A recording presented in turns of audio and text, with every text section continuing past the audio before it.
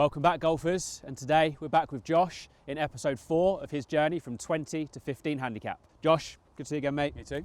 It's been a while, to be fair, hasn't it? Because obviously life, holidays, things like that. But we've had plenty of communication still, and you've managed to play a bit of golf in the last few weeks as well, which has been great. So let's.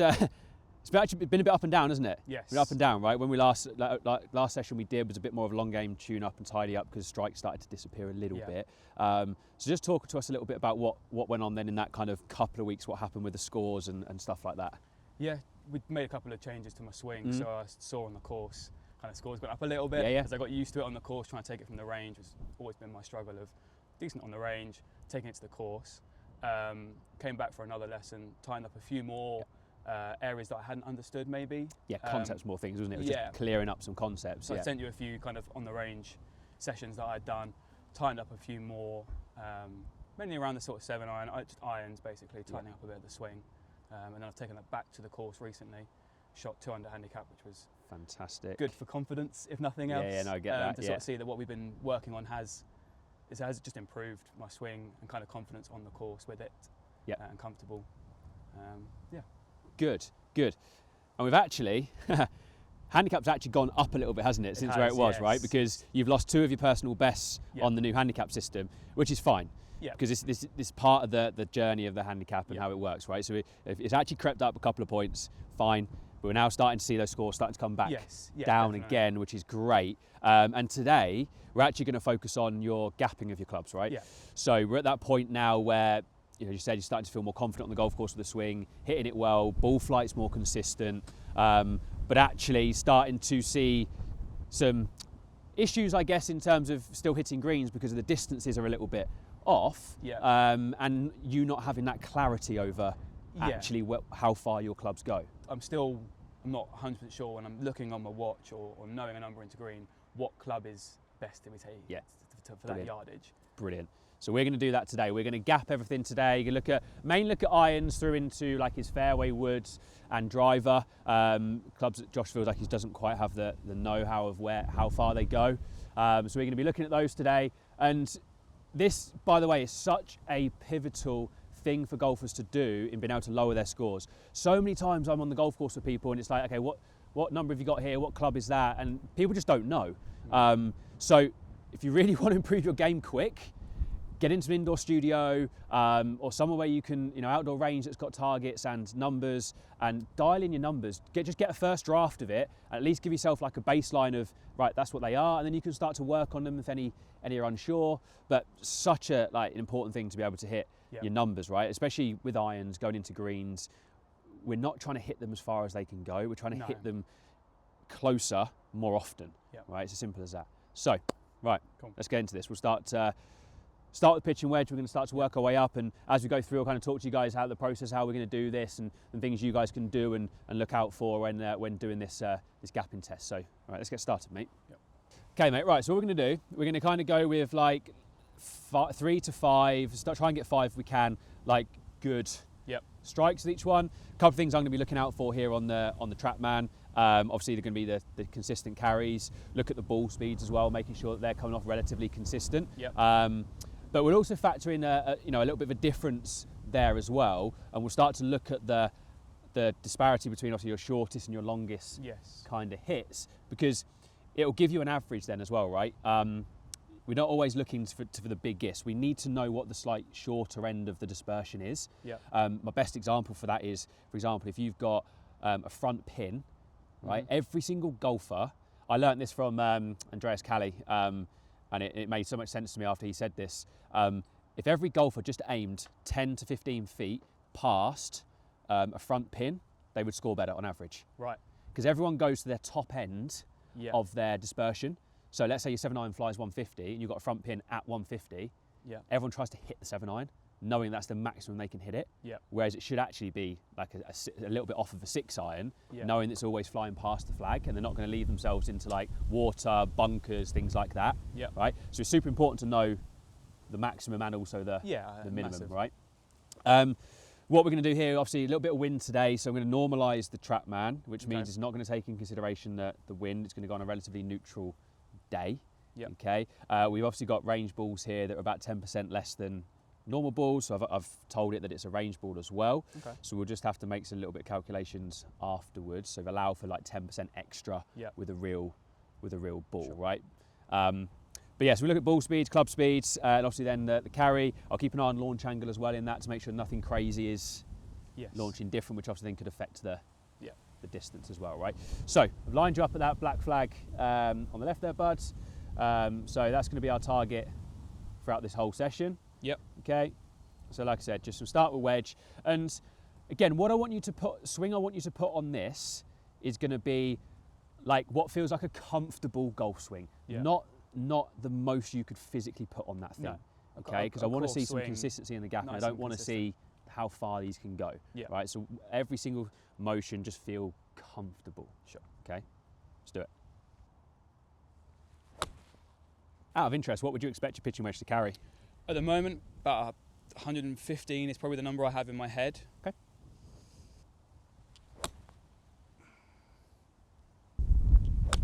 Oy. That one's out the hill.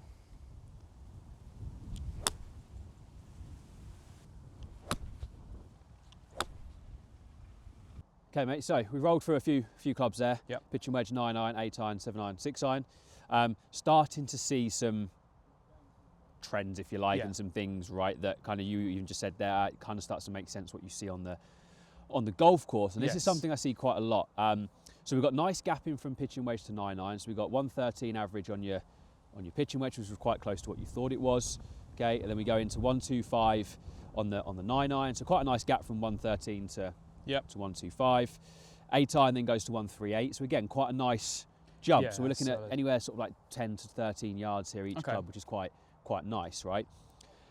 Then we get to 7-iron, which is pretty much exactly the same as your, it is exactly the same as your 8-iron, right? And then 6-iron goes, you know, your 7-iron at 138, 6-iron then at 150, which then is quite close to the gap of the 8-iron, right? So we start to see this little bunch up that starts to happen now as we get into the longer clubs, right? And this is going to just start to leave us clues. And this is very common, by the way. Sure. Very common. We get to see a really good gapping in the shorter clubs because of the loft. And then you start to see, as the clubs get longer and the less loft, strike can start to get harder, or people just aren't launching them optimally enough to be able to get the carry distance out of them. And I'd say that's what's starting to happen here when we get into like your 7-iron. So launch angle on average is like 13 degrees, which is quite low for a 7-iron, okay? So then, you know, so for example, rough average would be, a rough ballpark would be, launch angle would be half of the loft of the club, okay? So your 7-iron is definitely not a 26 degree loft, right? That's seriously low.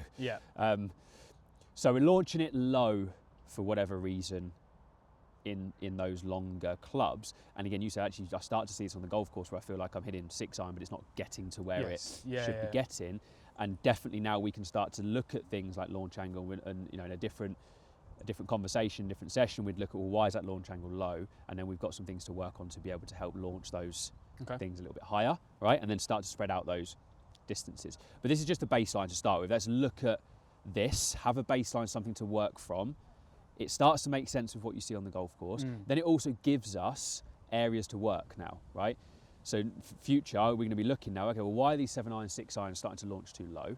Okay, so we're going to start to probably see things like attack angle maybe getting too steep, or low point getting too far ahead of the golf ball with these particular clubs. We might have some areas to work on, right? But we're not going to look at that today. We're going to just looking at what is as an observation of what's happening. Okay, get some nice baseline yardages, and then we can go from there. Okay. So just to the viewers, like, listen, when you do this first time, it's not about perfecting it. Okay, we're not looking to have these distances exactly where they should be. It's going, okay, well, what are they? Let's just take some truth about what they are, and then use these sort of things when you start to know what you're looking for in terms of your launch angles and your ball speeds. Well, okay, well, what's off? So in this case, in Josh's case, the launch angle is definitely way too low in the start. It starts to get too low in the longer end of the bag. So now we have somewhere to look to help improve his performance. He's not hitting greens with the long clubs, which starts to make sense now. They're not going the distance they need to because of impact not being optimum enough. So again, we're not trying to perfect this first time round. We're getting a baseline, we're getting a measuring point, and then we're going to go, right, what can we now do to help performance going forward, right, in working in the right areas. So we're not aimlessly working on like your 8-iron, for example. Yeah. We probably need to be doing stuff that's going to work more towards 6-iron and 5-iron, and make sure your golf swing is adequate enough to be able to hit these longer clubs. Yeah. Or, you know, there's always then a conversation around equipment. Now, I don't think it's equipment in this case, but it could be, for example, someone in a conversation around equipment. 4-iron and 5-iron just might physically not be able to get in the air. So then you can start to look at hybrids, 7-woods, things like that can help with all those things. So just something for everyone to bear in mind. There's always equipment options you can start to look at as well. All right, but this is a good baseline. We get starting to see some things. It makes sense to what you see on the golf course, okay, which is great. Yeah. So we now go, okay, perfect. This gives us places to now work. Sure. All right.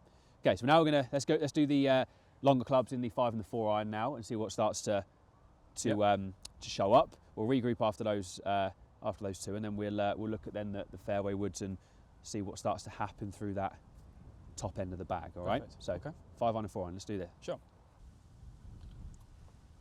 5-iron.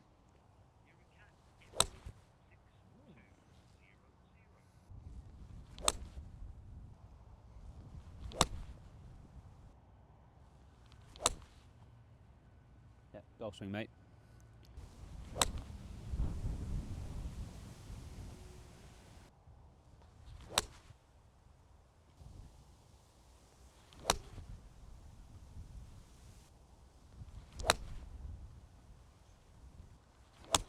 Oh no, there we go. Every time.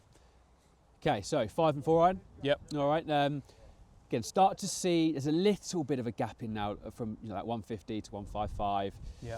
4-iron gets into then closer to 165, which was actually a little bit better. There's a little bit of a better gap and jump from 5-iron to 4-iron, which is interesting because you said when you're about to hit that club, you were like, I'd never hit this off the fairway because I don't like it. But actually, it had quite a nice little jump on the 5-iron. Yeah. But still, what we're seeing, from 8-iron to 4-iron, there's only 25 yards of gap. Yeah. Right. So you got 4 clubs there, all hitting within 25 yard gap, which we need to start to be able to widen for you to give you a little bit more versatility and helping hitting more of these greens. But like I said, really good indication of things we need to look out for in your game, and where we need to put your practice time into, with perhaps the longer end of the irons, or certainly making sure your move and what you do is suitable to that as well, right? We're not biasing too much in a certain area, so we can really expand what you can do. And quickly, as I discussed a minute ago, looking at launch angles are low, so eventually we'll start to look at why they're low, what's going on there, to be able to help get the optimal flight from the longer end of the bag, right? So again, it's not a perfection exercise. This is look at everything, because ultimately, unless I'm getting 100% accurate feedback from you, right, and any golfer, unless this task is being done, we don't know this. Yes, yeah. Right. Often we just think, oh, they're okay. I'm hitting 5-iron, but it's been warm here in the UK in the summer, and obviously everything's rolling out more. So it could be the fact that balls are just rolling out more, but not actually carrying any different. They're all landing roughly in the same area, but because typically there's going to be a little bit lower launch angle and less spin with a 4-iron, it's going to roll on maybe a little bit more. So now we're going to do. We've got 7-wood to do. Yep. Okay. So again, something you said you don't really tend to hit off of the fairway because of just struggling a little bit with strike, or you feel you struggle with strike on that. Yeah, massively. But we're going to do that anyway to see if we can get some yardage, so right? Yep. So when you hit it well, this is what it does. And again, it'll just start to give some indications of how far they go, clubs you might then start to use. Yeah. Right. So where you go, okay, well, actually at this sort of yardage, I know that's in and around there, and I feel more comfortable with that. Sure. I'm going to hit that instead. Okay. I think it just starts to highlight a few things. Yeah. Okay, and also knowing these really helps with your course management, right? Because it's just like going, okay, well I know that's that. Or right now these clubs are all doing the same thing. So do you know what? I'm going to hit 6-iron instead of 5-iron because I feel more comfortable with that, or whatever it is. One of those two. So some things you can start to help with your course management decisions, and obviously the aim is to start to expand all this out and make this area better for you in general, right? So what would you want to see kind of average between each club then? How far off of kind of what you'd like to see? 10 to 15 yards is a pretty good. 10 to 15 yards is a really good baseline. Yeah. With a 3 to 5 dispersion either side of the average number is kind of what you would take into consideration. Sure. Okay. So as I said at the start, for example, if you've got a 150 shot, so let's say based on what we're seeing today, that's your 6-iron, you're going to say 6-iron is average 150.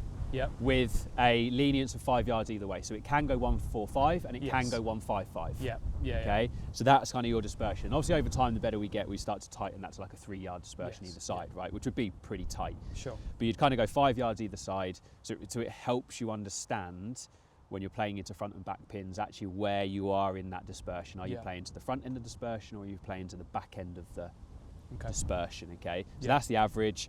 5 yards either side is your tolerance. Cool. Okay. Yep. Does that make sense? Yeah, it makes sense. So I think it's really important to know that.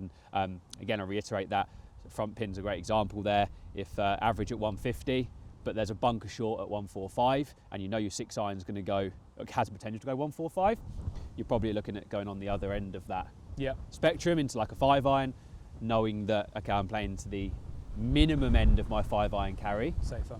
Yeah. Correct. Rather than running the risk of dumping that into a plugged face Yep. bunker, right? Okay, 7-wood, let's do it. Sure.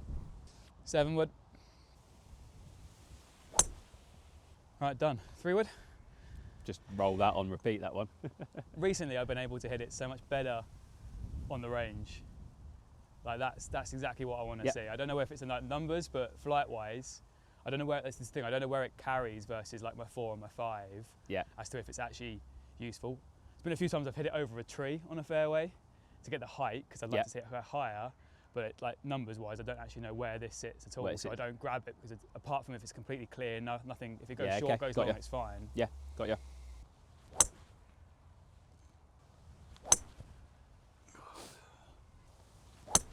Bit of a fade into the wind. Right, 3-wood. There we go. That's a good one.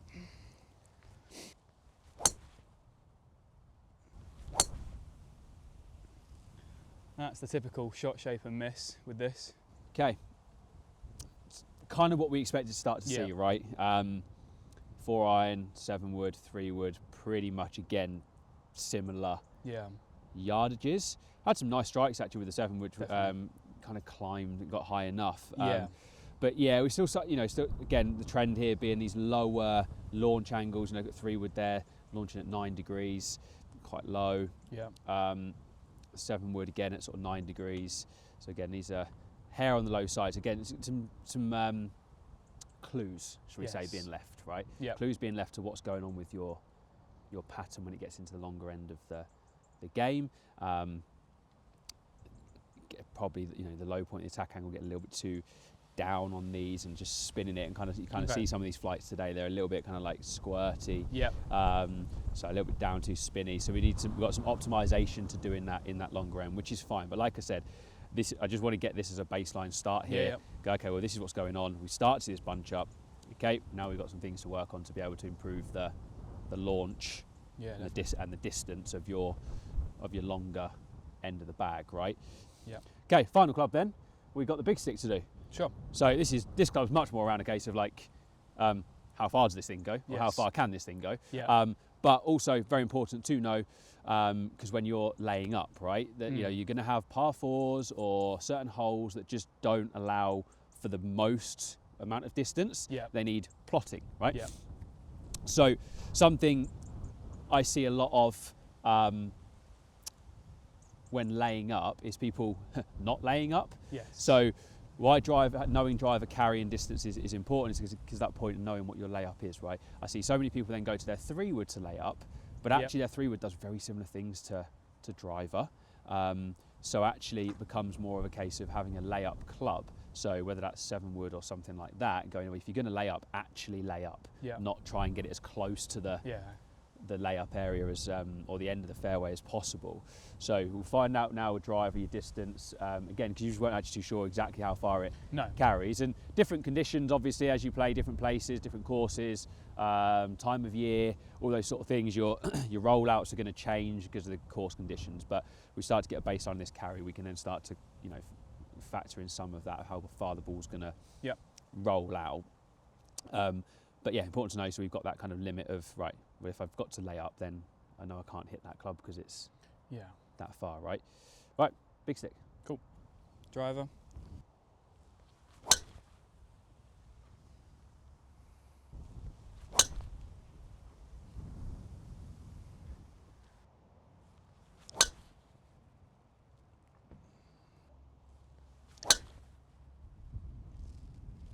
All right, last one. Let's go for one. Okay, right. Driver. Yep. So 196 average there. Okay. On the carry. So a little bit shorter than what you would have expected on the golf course, right? And actually what you've been seeing, and we were just talking a little bit off camera there, and looking at the data, and actually what we're seeing today is with driver a little bit of bottom of the face strikes, okay, and adding a bit of loft, and the bottom of the face is tend to spinning the golf ball, right? Those bottom of the face contacts are just going to get it spinning a little bit more with driver. So driver spin rates were getting into like 4,000, right, because of the strike location. Yeah. So I think that's what we're seeing there. It kind of stalling up a little bit and not getting to its potential today. So it's an interesting one for us to certainly keep an eye on and look at. But obviously, you know, we've been playing a lot of golf in really firm conditions. So it's been much more around the total distance of the drives, which you know you could easily get 50, 60 yards of roll on that when it's been firmer here in the UK, right? But a good place to start, just to look and just to now start to see and observe of, well, again, we've got some points to look at in terms of your strike tendencies of the strike point. So what you know, things we need to look out for and things we can do to help with that strike location to be able to bring the spin down. Because actually the spin loft is not actually too bad. We just got to, it's more the strike that's causing the slower ball speeds and the more spin. Okay, so again, all we're doing is highlighting tendencies there. But this is a really good baseline to work off. Okay, it's a good start point. Again, this is like first draft, right? Think of it like that. It's like your first draft. We then got something to keep moving towards, working towards, looking at now your game differently and going, well, okay, this top end of the bag obviously needs some work. Actually, we're seeing some really good stuff with wedges, 9 irons and 8 irons when you've got loft. But what can we now do to start to optimise the top end of your bag to help prove your performance? Okay, so I think I'll print all this out for you. Okay, give this to you. You've got some good baselines to work off, and like I say, we'll kind of then start to work on the top end, and then we can start to put second drafts together, third drafts, and keep retesting. Right, this is what we're going to start doing, retesting. So we've got something now to retest in a couple of months. Once we've done some work on the longer ends, we can check in with that, and then make sure we're starting to get these gappings further and further out, and then we redo them and just keep going and going and going and going. What do you think about the sort of the dispersion width-wise? Is there any... Width-wise? Yeah, so look, we see the tendency there of being a little bit left of target, okay, today, which actually from your observation on the golf course, you've been feeding back to me saying that is something. So again, going to factor that into the work and looking at, okay, why these golf balls are missing to the left. There's going to be some start line work there. There's going to be some curve work to be able to keep monitoring that. The good thing is we've got every golf ball pretty much curving the same direction. We've just got to monitor the left side of that now. We start to bring that back in for sure. Right, brilliant, mate. That was a really, really good exercise. A lot of points we learned there about your game. A lot of things taken into consideration, and for you to then adapt onto the golf course, but more importantly for us to be able to then shape the way we do things now going forward to obviously affect the performance, right? So we've got some good numbers there, and you just said an interesting thing just as we were going through that was about like and this is a message I want to kind of get across to everyone here, is the time of year.